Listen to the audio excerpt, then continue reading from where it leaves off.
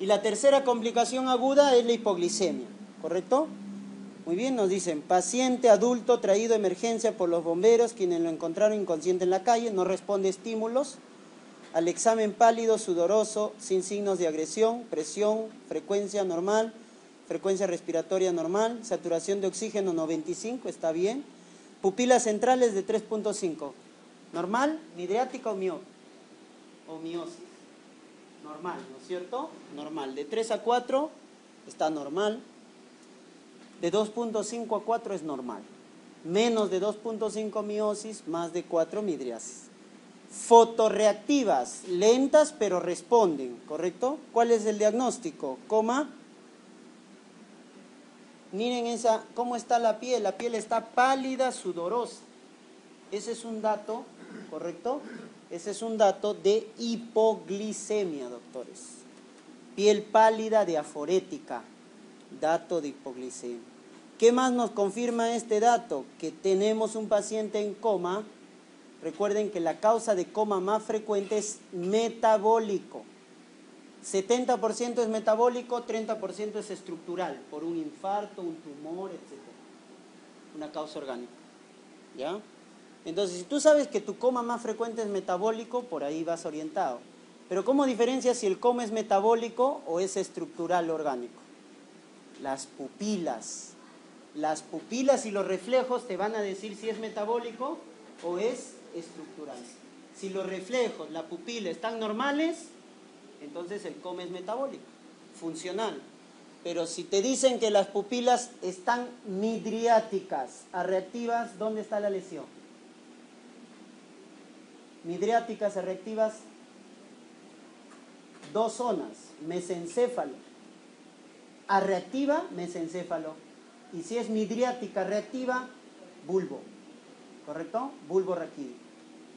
Y si están mióticas, tengo dos posibilidades.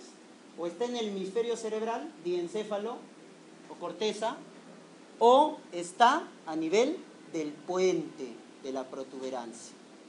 Uno está en tronco, puente, y el otro está en hemisferio cerebral. ¿Cómo diferencio? Entonces utilizo los reflejos oculocefálicos, ¿no? ¿Cuál es lo normal? ¿Tener o no tener ojos de muñeca? Tener ojos de muñeca es lo normal, ¿no? Cuando el paciente está en coma y yo le giro la cabeza, entonces el paciente, ¿qué va a hacer? Contralateral, ¿no? Yo le giro la cabeza y es contralateral. Le giro para el otro lado y miro para acá. Eso es los ojos de... Si ven esas muñecas antiguas, hacían eso, ¿no? Entonces, eso es normal. Quiere decir que el tronco está indemne. Pero si tú le mueves la cabeza y sigue los movimientos, le mueves para el otro lado y sigue, eso es que está dañado el tronco. Cuando no hay ojos de muñeca, está dañado el tronco. Entonces, si tienes miosis con ojos de muñeca, la lesión está en hemisferio cerebral. Si tienes miosis sin ojos de muñeca, la lesión está en puente o en la protuberancia, a nivel del tronco. ¿Ya? Entonces mira cómo están acá, tus pupilas están normales, tus reflejos normal, reflejo fotomotor está normal, reflejo corneal normal, metabólico.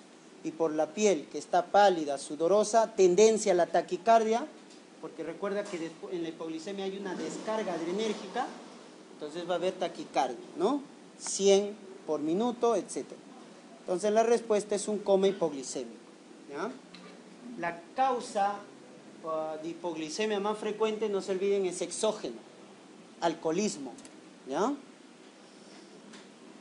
La siguiente, ¿cuál es la causa más frecuente de hipoglicemia? Ahí está, hemos respondido, es el alcoholismo, causa exógena. La siguiente, varón de 50 años con diagnóstico de diabetes en el control por un oftalmólogo, se concluye retinopatía diabética. Entonces recuerden que la diabetes tiene la macro y la microangiopatía, ¿no? Complicaciones crónicas.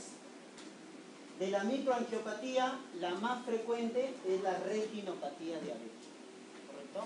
Donde la primera lesión al fondo de ojo es la presencia de microaneurismas. Esa es la clave, ¿no? La clave es la D. El primer signo que sugiere retinopatía diabética es la aparición de microaneurismas.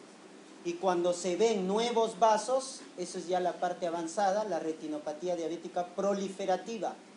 Hay neovasos. ¿Y qué factor de crecimiento ha estimulado el crecimiento de estos vasos? El factor de crecimiento endotelio vascular. ¿Ya? Produce la formación de neovasos. Muy bien.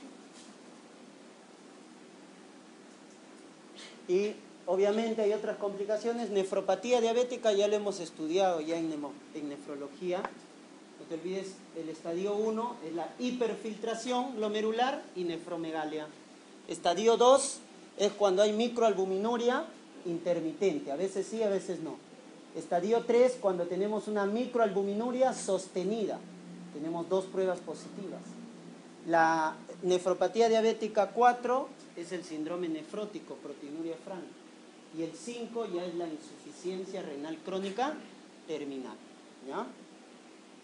También hay la neuropatía autonómica, que junto con la microangiopatía van a producir la llamada el pie diabético, ¿no es cierto? El pie diabético, ¿correcto? Ahí está la úlcera, miren. Y la macroangiopatía es el DCB isquémico, infarto y enfermedad arterial periférica. Muy bien. ¿Qué nos han preguntado en la siguiente? Nos dice: mujer de 38 años de edad, consulta por incremento de peso, su glicemia en ayunas es 112 y postprandial a las 2 horas es de 150, ¿correcto? Y el IMC está en 33. El tratamiento recomendado es, el diagnóstico de esa mujer es una mujer con prediabetes. Hemos dicho, para prediabetes necesito 1, pero para diabetes necesito 2, cuando está sintomático. Entonces acá no he confirmado diabetes, porque solamente tengo 1, que es, ¿no es cierto?, que la prueba de tolerancia a las 2 horas está 150, lo cual nos habla de prediabetes, ¿correcto? Y la glucosa en ayunas, 112, también nos habla de prediabetes. Entonces, una mujer con diagnóstico de prediabetes, lo que tenemos que hacer es medidas generales. Dieta y disminuir de peso para bajar la resistencia a la insulina. Actualmente en las guías, ¿ya?, la Federación Internacional de Diabetes, la ADA, en caso de prediabetes recomienda utilizar un antidiabético. ¿Cuál es? La metformina, ¿ya? La biguanida, metformina. ¿Correcto? 850 miligramos una vez al día. Sirve para prevenir diabetes. ¿Correcto? Actualmente recomiendo. Y como tiene un poder, una acción anorexigénica, también ayuda a bajar de peso al paciente. Entonces, baja de peso, baja la resistencia, sobre todo a nivel hepático. Baja la insulinoresistencia, sobre todo a nivel hepático, disminuyendo la producción de glucosa, la gluconeogénesis, ¿ya? Este es del 2005, pues. Entonces, marcamos la E, dieta y la disminución de peso, ¿ya? Muy bien, la siguiente. En el tratamiento de la diabetes tipo 2, ¿cuál de los siguientes fármacos disminuye la producción hepática de glucosa? Eso se llama gluconeogénesis. ¿Quiénes tienen la capacidad de producir glucosa? El hígado y el riñón. El hígado y el riñón son los únicos que pueden producir nueva glucosa. Justamente la producción hepática de glucosa se bloquea con la metformina. Por eso se dice que la metformina actúa disminuyendo la insulinoresistencia a nivel hepático. En cambio, las tiazolidinedionas disminuyen la resistencia a la insulina periférica en el músculo y en el tejido graso. En músculo y en tejido graso aumentan la captación de glucosa, la rosiglitazona, etc. ¿Ya? Pero la metformina, la biguanida, es bueno para la insulinoresistencia a nivel hepático. Por lo tanto, la clave es la C. Nos hablan de la producción hepática de glucosa y encima le hace bajar de peso porque es anorexigénica. Metformina, familia de las biguanidas, ¿ya? La glibenclamida pertenece a la familia de las sulfonilurias, que son secretagogos, ¿no? Aumentan la secreción de insulina. ¿Cuál es la complicación asociada a la metformina? La acidosis láctica y de las sulfonilurias, que son secretagogos de insulina, la hipoglicemia. ¿Ya? La siguiente, ¿cuál es el mecanismo de acción de los inhibidores de la alfa-glucosidasa? ¿Quiénes son las alfa-glucosidasas? Intestinales, las que bloquean, ¿no?, estas enzimas, la acarbosa y el miglitol. La acarbosa y el miglitol son las inhibidores de la alfa-glucosidasa intestinal. Entonces, ¿qué hacen? ¿Cuál es su mecanismo de acción? Bloquear ¿a quién? A la maltasa, a las disacaridasas. ¿Quiénes te hablan eso? La clave B, ¿correcto? La clave B. Inhiben a las glucosidasas intestinales. Su reacción adversa más frecuente es molestias gastrointestinales, flatulencias, etc. ¿Ya? Muy bien. Siguiente pregunta, nos dice, ¿cuál será lo ideal para la evaluación y seguimiento de un paciente obeso? Entonces, para un paciente obeso, ¿qué tienes que hacer? Obviamente su evaluación clínica, su antropometría, ¿correcto? Índice de masa corporal, que te evalúa la adiposidad total, cintura abdominal, que te evalúa la adiposidad visceral, ¿correcto? Y luego vienen tus exámenes auxiliares. Obviamente un perfil lipídico para ver si hay una dislipidemia, ¿no? Triglicéridos, colesterol elevado, si es mixto. La obesidad está asociada a la insulinoresistencia, por lo tanto tengo que pedir glicemia, ¿correcto? Muy bien, entonces, ¿quién nos habla de perfil lipídico, glicemia? La clave B, ¿correcto? La clave B. Hemograma no, ¿no es cierto? Entonces lo que hay que pedir, tal vez en este caso nos hacen marcar la B, hormonas tiroideas, porque hay que descartar un cuadro de hipotiroidismo, que es una causa de obesidad, ¿correcto? Por etiología, no es porque va a producir una complicación, ¿no? Muy bien, la siguiente, mujer con talla de 1.6, peso 100 kilos, su diagnóstico es obesidad. Miren, ahí está, doctores, tres guías para que calculen lo que viene a ser el índice de masa corporal que nos mide la adiposidad total. Entonces, calculando, esto sale, hay 3 guías miren, lo que de la OMS es lo que manejamos, ¿no es cierto? Sobrepeso, 25 a 30, obesidad grado 1, de 30 a 35, grado 2, grado 3, obesidad mórbida. Pero no se olviden que los términos leve, moderada, severa es de la Sociedad Americana, ¿correcto? Entonces lo que nos están pidiendo ahí es de la Sociedad Americana, porque te están diciendo obesidad leve, moderada, severa, mórbida o muy severa. Entonces, si ustedes calculan, sale en el rango de moderada. Ya es otro enfoque de darle, ya no es sobrepeso, obesidad grado 1, 2, 3 o mórbida, sino es leve, moderada, según la Sociedad Americana. ¿Ya? Muy bien, la clave es la siguiente. ¿Cuál es el componente más importante para el diagnóstico de síndrome metabólico? Ahí están los criterios de síndrome metabólico, ¿no? El más importante es la obesidad, que está asociada a la insulinoresistencia. Pero la adiposidad visceral, o sea, midiendo la cintura abdominal, ¿ya? Ahí está, más de 80 en mujeres, más de 90 en varones. Criterio cardinal, obesidad, más 2. ¿Más 2 de quién? De triglicéridos elevados, HDL bajo, presión elevada o glucosa alterada. ¿Correcto? Obesidad más 2 de esos 4. Muy bien, nos preguntan cuál es el componente más importante para el diagnóstico de síndrome metabólico. La respuesta es obesidad. Como no hay, su asociación es resistencia a la insulina. Criterio cardinal, obesidad o resistencia a la insulina. ¿Cómo definimos una resistencia a la insulina? Cuando para mantener una glicemia normal tenemos que utilizar más de 200 unidades de insulina al día. Si utilizamos más de 200 unidades de insulina al día y no normalizamos la glicemia, eso es la definición de resistencia a la insulina. Y clínicamente porque hay acantosis nigricans. ¿Correcto? Muy bien. Rápidamente, en dislipidemias. Varón de 50 años de edad con hipercolesterolemia, fumador, hipertenso, factores de riesgo cardiovascular mayores, ¿no? Los mayores, no se olviden, son diabetes, hipertensión, dislipidemia y tabaquismo. Esos son los mayores, ¿correcto? Con un hermano que presentaba infarto a edades tempranas, 45 años, también es factor de riesgo, pero menor, ¿no? Al iniciar el tratamiento, la meta a alcanzar para el LDL, como es de alto riesgo, es menos de 100, ¿correcto? Menos de 100.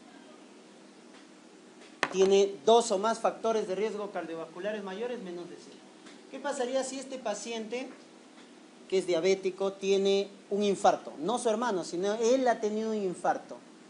¿Cuánto sería la meta del LDL? Menos de 70. ¿Ya? Diabético sin infarto, menos de 100. Diabético con infarto, menos de 70. O cardiopatía isquémica. Es todavía baja más. Y la siguiente, miren, es un varón de 56 años que tiene triglicéridos elevados, porque está en 225, ¿no? Más de 150 ya está elevado. Y el colesterol también está elevado, más de 200, 300. O sea, es una dislipidemia mixta. Y para las mixtas, ¿qué utilizamos? Las estatinas. Pero solamente 2 estatinas te bajan el colesterol y los triglicéridos. La atorvastatina y la rosuvastatina son las únicas estatinas que tienen la capacidad de bajar tanto triglicérido como colesterol. ¿Ya? Por eso la clave es la A. ¿Correcto? Atorvastatina. Obviamente también puedes dar terapia combinada, ¿no? Uno que baje el colesterol, como son las estatinas, y fibratos, ¿correcto? El genfibrosilo, etcétera, que te baja los triglicéridos. Pero acá no te dan terapia combinada, monoterapia para dislipidemias mixtas, estatinas, pero solamente 2, atorvastatina y rosuvastatina, ¿ya? El omega 3 es el que baja, ¿no es cierto?, los niveles del colesterol. El omega 6 no, el omega 3, ¿ya? Muy bien. Entonces la clave es la atorvastatina. Muy bien.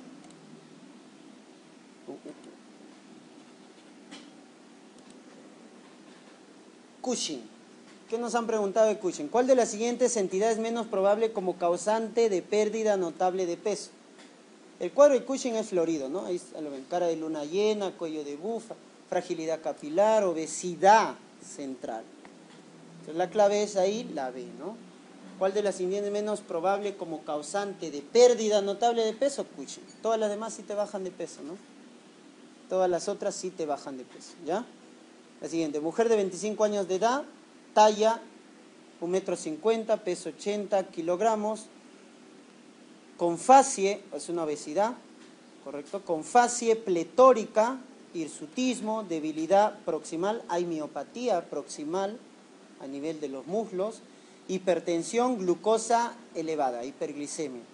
El diagnóstico es cuadro compatible con un síndrome de Cushing. No se olviden que hablamos de enfermedad de Cushing cuando la causa es arriba, ¿no? Central, enfermedad de Cushing, ¿ya? La causa de síndrome de Cushing más frecuente es exogénica, ¿correcto? Exógena, y atrogénica por consumo de corticoides, ¿correcto? De las otras hablamos de enfermedad de Cushing cuando el problema está en la hipófisis y secreta bastante ACTH, ¿correcto? Y las otras son adenomas, ¿no? Adenomas productores de cortisol. La siguiente, paciente obeso con niveles de ACTH y cortisol aumentados, ¿qué es eso? Central. ¿Quién tiene cortisol elevado y ACTH central? Y ACTH elevado, perdón, el problema es central. Claro, la hipófisis está generando bastante ACTH y por lo tanto está estimulando a la corteza a secretar más cortisol. Por lo tanto, hablamos de una enfermedad de Cushing. Enfermedad de Cushing es cuando el problema es hipófisis. Síndrome de Cushing es la clínica. Pero enfermedad de Cushing ya estamos viendo la etiología. Es a nivel de hipófisis. ¿Ya? Muy bien, no se olviden. ¿Ya? Muy bien, doctores. Pasamos al último cuadro, que es la insuficiencia suprarrenal. ¿Cuándo sospechar una insuficiencia suprarrenal? Paciente con debilidad, con astenia, que tiene hipotensión y que tiene hipoglicemia. Esa tríada se cumple bastante. ¿ya? Astenia, hipotensión, hipoglicemia, paciente con insuficiencia suprarrenal. Más si te dicen que el paciente tiene antecedente de tuberculosis, porque en nuestro medio la causa más frecuente de insuficiencia suprarrenal es, ¿no es cierto?, el daño por tuberculosis, una adrenalitis por tuberculosis, ¿ya? En otros estados, en América, en Estados Unidos, es la patología autoinmune, la enfermedad de Addison, ¿ya? Muy bien, miren esa pregunta, en nuestro medio, ¿cuál es la etiología más frecuentemente de Addison? La tuberculosis, ¿ya? En nuestro medio es la tuberculosis, que produce calcificaciones de la glándula suprarrenal. La siguiente, en la enfermedad de Addison, ¿cuál de los siguientes hallazgos no es característico? ¿Cuál no es característico, doctores? ¿Hay hipotensión? Sí. ¿Hay hipoglicemia? Sí. ¿Hay vitiligo? Sí, porque Addison autoinmune se asocia a otras patologías autoinmunes como el vitiligo, ¿correcto? Graves Basedow, etc. Hiperpigmentación. ¿Cuándo observaremos hiperpigmentación? Cuando la insuficiencia suprarrenal es primaria o secundaria. Primaria. Si la insuficiencia suprarrenal es primaria, hay hiperpigmentación. Si no hay hiperpigmentación, es secundaria, ¿correcto? Entonces sí puede haber. Claro, el Addison es primario, por lo tanto hay hiperpigmentación. Lo que no hay es hipocalemia, pues. Porque recuerden que al no haber aldosterona, ¿qué hace la aldosterona? Reabsorbe sodio, ¿correcto?, con agua. ¿Y qué bota? Potasio y iones protones. Entonces, ¿qué alteraciones electrolíticas habrá en la insuficiencia suprarrenal? Si no hay aldosterona, por lo tanto no hay reabsorción de sodio, se pierde el sodio, por lo tanto hay hiponatremia. El sodio está bajo, se pierde. ¿Y qué pasa con el potasio? Se eleva en sangre, hay hipercalemia. Y también hay acidosis metabólica. Entonces, acidosis metabólica con hipercalemia e hiponatremia, insuficiencia suprarrenal primaria. ¿Ya? Muy bien. Entonces la clave es hipocalemia, ¿no? Hay hipercalemia. Y la siguiente, ¿qué nos dice? Mujer de 30 años consulta por debilidad, anorexia, náuseas, vómitos, debilidad, antecedente de tuberculosis, tiene hiperpigmentación cutánea, la presión está baja, miren esa diastólica, está en 50, no presenta mejoría de la reposición hidrosalina. Astenia, hiperpigmentación, hipotensión. ¿Cuál es el diagnóstico más probable? Una insuficiencia suprarrenal, ¿correcto? Una insuficiencia suprarrenal. Muy bien.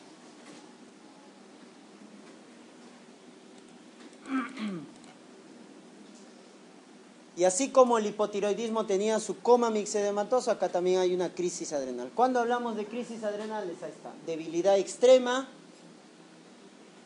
si hay encefalopatía, trastorno de sensorio, deshidratación intensa con hipotensión, shock, coma, etc. ¿Ya? Miren los casos, varón de 22 años con antecedente de TB, viene por deshidratación, hipotensión, al examen shock con hiperpigmentación en labios y pliegues. Ese dato de hiperpigmentación es un signo también característico. La clínica es astenia, hipotensión, ¿no es cierto? Síntomas y signo hiperpigmentación. Electrolítico, sodio bajo, ahí está, hiponatremia, con potasio elevado, acidosis metabólica. Entonces el cuadro es una insuficiencia suprarrenal. Pero en este caso nos está hablando de un paciente en shock, hipotensión extrema. Ese es un cuadro de crisis adrenal o crisis suprarrenal. Cuando hay debilidad extrema, shock, deshidratación extrema, trastorno de sensorio, hablamos de una crisis adrenal. La siguiente, mujer, la clave es la E. La siguiente, mujer de 30 años de edad que presenta astenia, debilidad, diarrea, hiperpigmentación. Lo mismo, ¿no? Tendencia a la hipotensión, enfermedad de Addison, ¿correcto? Enfermedad de Addison. Y la última, varón de 25 años con enfermedad de Addison, en tratamiento sustitutivo, presenta una diarrea y fiebre alta, ¿correcto? La fiebre en un contexto de insuficiencia suprarrenal hay que descartar un foco infeccioso, ¿correcto? ¿Cuál es la actitud a tomar? Infección, estrés, ¿correcto? Voy a necesitar más hormona del estrés, que es el cortisol, por lo tanto hay que aumentar la dosis, ¿correcto?, de corticoides, de reposición, y administrarlos por vía parenteral. Cuando tengo un foco infeccioso en un paciente con insuficiencia suprarrenal, hay que aumentar la dosis del corticoide y por vía parenteral. ¿Cuál es? La hidrocortisona, ¿ya? Ahí está, 100 miligramos endovenoso. Y obviamente rehidratación intensa, porque estás perdiendo bastante sodio por la orina y bastante agua, ¿ya? La clave es la D, ¿ya?